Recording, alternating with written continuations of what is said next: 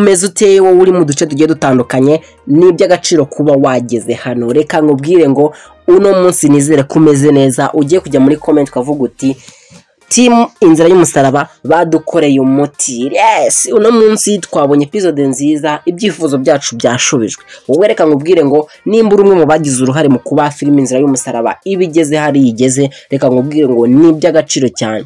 Na handi uzasanga filime bita inzira y'umusaraba ni kuri YouTube channel bita Big Family TV. Ubundi hano natwe tukaza tuganira kuri episode yanyuzeho. Ibitekerezo byanyu twabihaye agaciro, turavuga tuti reka tubashyireho igice bita my comment, aho muzajya muza mugasharinga ibitekerezo byanyu, ariko ibitekerezo byubaka bidasenya. Tuboneraho no kubabwira yuko abantu bitira filime inzira y'umusaraba ntabwo ari byo. Ahangaha twebwe ntabwo dukora filime inzira y'umusaraba, ahubwo dutera commentaire kuri iyo filime kubera ko ni ibintu byemewe muri YouTube creation. Yes, rero nkubwire ngo wowe witwaza ikintu icyo ari cyo cyose ukaza kubeshya abanyarwanda, ahubwo si byiza, bihagarika hakiri kare bitaragukoraho. Uno munsi rero tugiye kurebera hamwe muri cya gice cyacu my comment, ni ibihe bitekerezo mwatanze, ese ni igiki mwabonye cyabashimishije, murifuza ko byagenda gute. Gusa ngiye mbabwira nishimye ko bita Iribagiza yatsinze kandi byabaye byiza cyane, bitanga n'umusaruro. Wowe aho uri hose rero nimba uzi ko uruhare rwawe ruriho ni by'agaciro, kandi reka nkubwire ngo ntabwo wahisemo nabi, you never kabisa wahisemo neza. Ahubwo reka nkubwire ngo n'ubutaha uzakomeze ubane natwe unakurikirana filime inzira y'umusaraba kuri Big Family TV. Yes, tudatinze rero tugiye kuza tumanuka muri comment mwagiye mwandika, dore ko ari comment nyinshi cyane zagiye zigaruka kuri iyi filime inzira y'umusaraba. Oh my god, ni ukuri izi comment ni nyinshi kandi zifite icyo zisobanuye. Ni ikigaragaza ko uno munsi mwari muwutegereje muri benshi cyane. Kamabwire ngo kuba mwari muwutegereje muri benshi ni ibintu byiza kandi bishimishije, biteye kuvuga bati duti kabisa filime inzira y'umusaraba irakunzwe koko. Uyu munsi rero tugiye kugaruka dusoma comment. Egera hino wumve comment yawe. Uwo bita Emeline Noella yanditse ati Isimbi and Fabiola we niyonda salama erega Imana Kanyana asenga izakoza isoni, ntabwo itenguha uwayiringiye, abagambanye ndabakomeje abashu. Yes, ari kugaruka kuri comment ivuga iti Kanyana kuba yaravuze tereka nsengera Iribagiza ntabwo amasengesho yapfuye ubusa. Reka mbabwira akantu gato mwabantu mwe mudukurikira, buriya Imana irakora.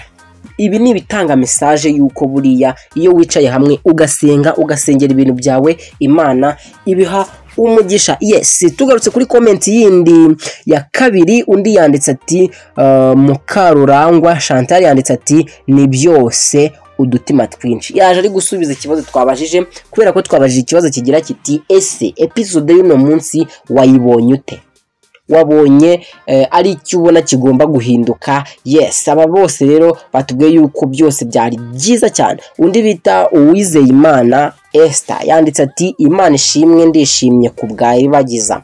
Okay, undi bita Dushimimana Alexia yanditse ati nashimishijwe nuko ikimenyetso cyabonetse kuri Iribagiza. Abantu benshi cyane mwari mutegereje yuko iki kimenyetso kigaragara kuri Iribagiza, ngira ngo mwabibonye. Yes, undi bita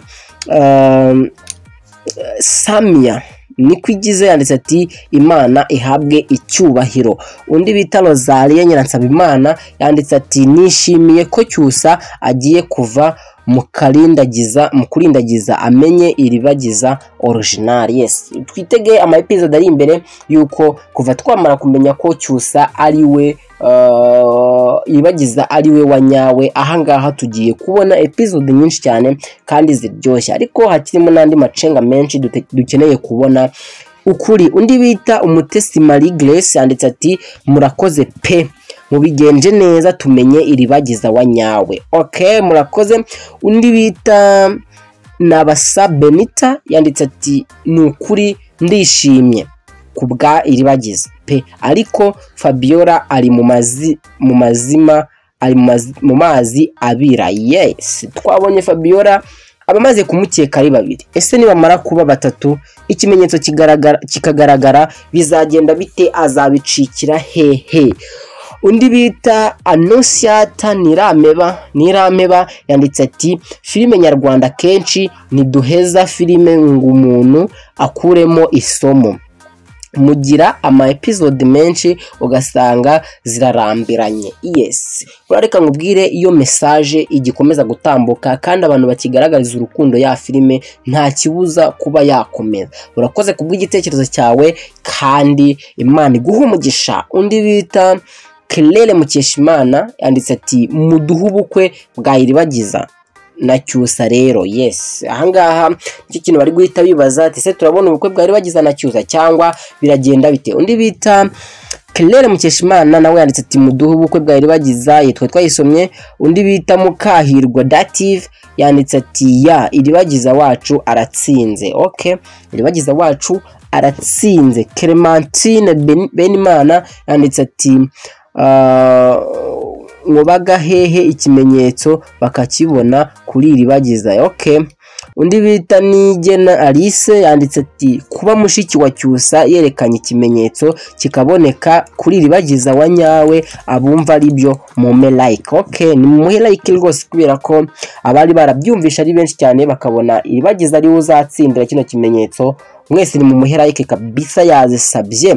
Undi bita Niyonkuru Chantal yanditse ati mwiriwe mute, nizere ko ejo bizagenda neza kurushaho uyu munsi. Isimbi wamubonye muremure. Okay, umunsi wamubanye muremure. Okay, twabonye wo bita Isimbi nyuma yo kwirata nawe birangiye ababaye kandi neza cyane. Onyandi kubw'Imana Dansira yanditse ati ukuri kwagiye ahabona, Iribagiza nyawe yabonetse niwe warukenewe. Okay, undi bita Mukeshimana Aisha yanditse ati dukeneye ko Iribagiza amenya uriya muryango utamubyaye. Okay, ikindi nacyo tugitegereje ariko bikaba ari muri bya bimenyetso dutegerezanyije amatsiko Kamarade na Emile bagiye kuzana. Ese bazabizana amahoro? Byose ni muri episode ziri imbere. Cyo mbabwira cyo no kwino team ibiri kudutegurira ibintu byiza kandi tugomba gukunda.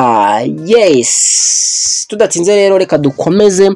Nundi bita Salum yanditse ati dushima Imana kiguma igwanira Iribagiza Fabiola nawe Imana igiri imuharagaze. Okay, undi bita Umutesi Marie Grace ati ubukwe ni bibe. Okay, bashaka ko haba ubukwe.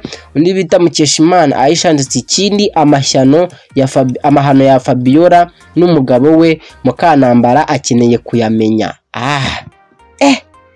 Mukanambara naramukamenye yuko bashatse kumuca inyuma bizagenda bite bahu?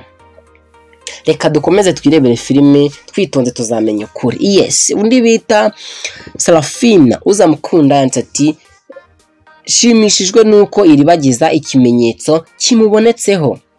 Okay, undi nawe yanditse ati ukuri kuratsinda, yitwa Umuremyi Claudette. Undi witwa Gaju Gashaka Jolie yanditse ati Isimbi wacu komerezaho mu guseba. Okay, kuba Iribagiza atsinze nibyo byanshimishije. Uwo na wundi yitwa Mukeshimana Aisha. Mwubwira ngo comment bamwanditse ni nyinshi ariko reka comment zino munsi tuzirangiriza ahangaha kugira ngo mu byukuri tuzagaruke turebe n'izindi. Ntabwo tuba dushaka gukora ikiganiro kirekire, turabizi ko benshi muba mufite akazi muba mukeneye no kuruhuka. Rero turavuga tuti reka tujye tuza dusome comment nyeya muri zo kubera ko zose zitarangira comment nk'igihumbi ntabwo byakunda. Rero nkubwire ngo ni iby'agaciro kuba uhari kandi neza cyane. Dusigana umukoro tuvuga tuti episode zindi zigiye kuza noneho ni nziza kurusha izi ngizi kandi muzazikunda muri benshi. Team Inzira y'Umusaraba ntabwo baryama kugira ngo badukorere umunsi, ariko nanone abantu badahwema kuba bashaka guhemukira ino filime nabo ntibajye babora. Nk'umuntu wifata akumva ko filime ashaka kuyigiriye ntabwo buriya biba ari byiza. Rero twese tukomeze dukoresha ukuri mu byo dukora kandi tugaragaze ikintu cyanyacyo. Reka nkubwire ngo nimba uzi ko wagiye guhaha Imana iguhe uronke, iguhe umugisha, iguhe amafaranga, ikirenzeho iguhe ubuzima kuko nibwo bwa mbere. Ibyo ngibyo mbibasabira nanjye mbyisabira kuko mbikeneye. Ubwo rero Imana iduhanye umugisha, duhure mu kindi kiganiro. Ndabakunda kandi cyane. Ciao ciao.